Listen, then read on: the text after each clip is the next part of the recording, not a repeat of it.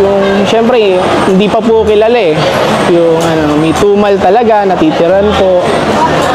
Parang nawalan din po kami ng pag-asa na mag-boom yung titinda namin. Hanggang sa nakilala na nga po siya dito sa palengke ng Bulacan. Fishball nga po na homemade.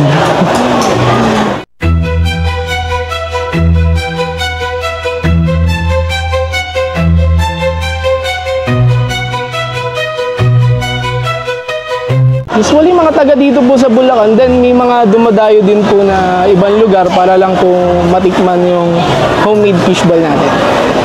Yung isdang bidbid po, yung parang kapatid po siya ng bangus eh, na yung kinakayod po na isda. Yun po.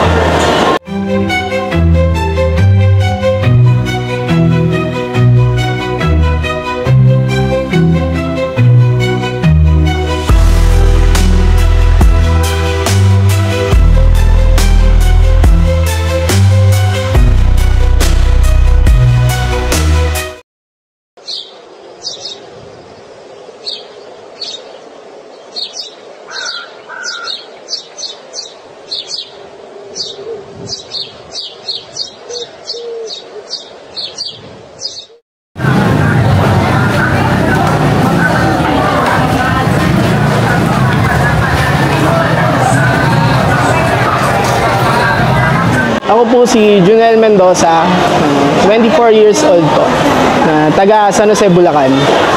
Nagsimula po kasi yan totally 2005 po, sa nanay ko po siya nagsimula.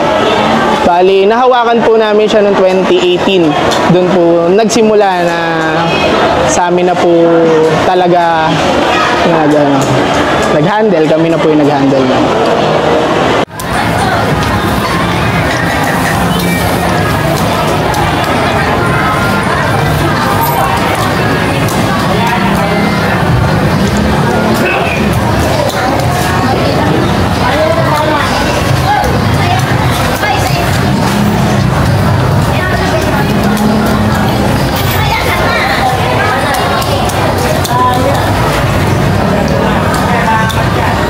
Bali, nag-shooting po ako, nag-art department po sa mga pelikula, movies po, indie films. Ganyan po.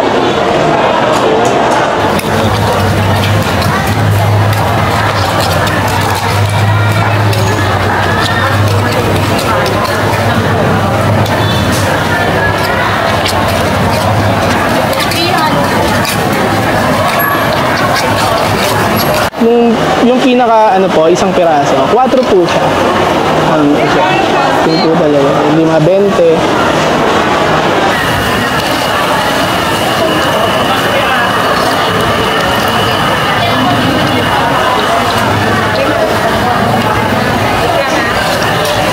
Opo, kami po. Kami pong mag-asawa na nagpe-prepare po niyan every morning po para po fresh lahat ng ingredients po.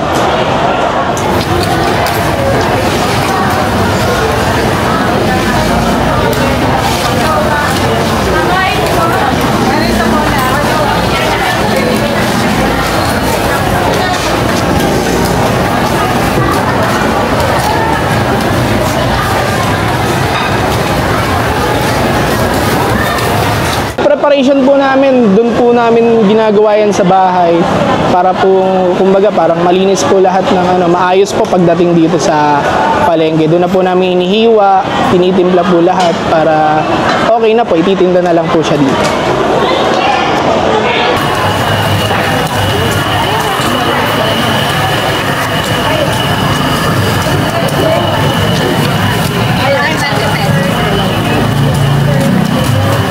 Ano po siya, sa harina po, kailangan po kasi medyo lamang po yung harina para medyo, kumbaga ang harina po doon, sabihin na po natin 4 na kilo.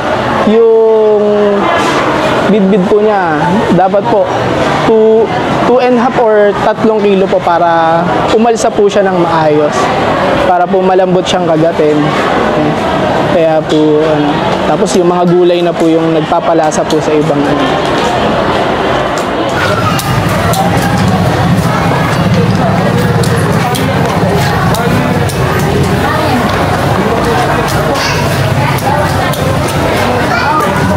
marami din pong naging problema nun. Pero dapat po 2018 pa lang, may pwesto na po talaga. Kaya lang po, nasakto po talaga na giniba yung likod po na lumang palengke. Hindi po kami nabigyan agad ng pwesto, kaya po napunta po kami sa mga gilid-gilid lang po ng mga ano. Hanggang sa nagtiyaga po kami doon, ilang years lang po. Tapos ngayon lang po kami nalipat dito. Almost 3 years, 4 years po ata kaming nagbayad ng pwesto, pero ngayon lang po nabigyan. Dito po sa bagong Bulacan Central Market po. Sa may harap po nitong mga kakanin po. Pagpasok nyo po dito, bandang gitna po kami. Sa 20 po, kasi 5 po lang.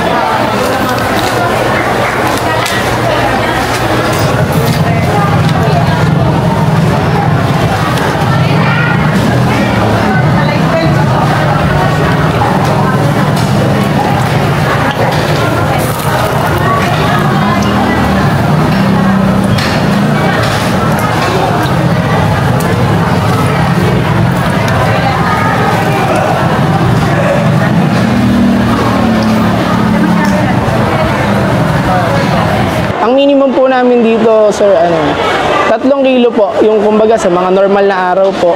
Tapos pag malakas naman po, nagte-10 kilos din po kami.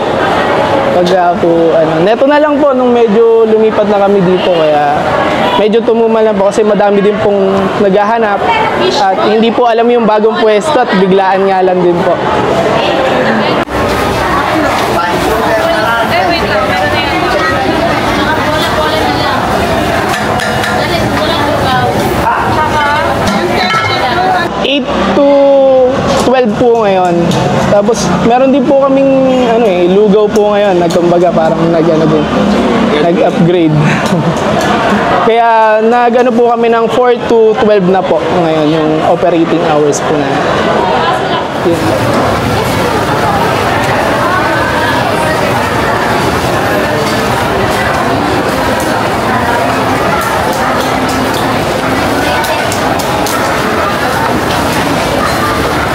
Sa mga viewers po, pagka nagawi po kayo ng Bulacan, gawi po kayo sa amin dito sa palengke at matikman nyo po yung aming pinagmamalaking giant fishball. Thank you. Thank you. Thank you po.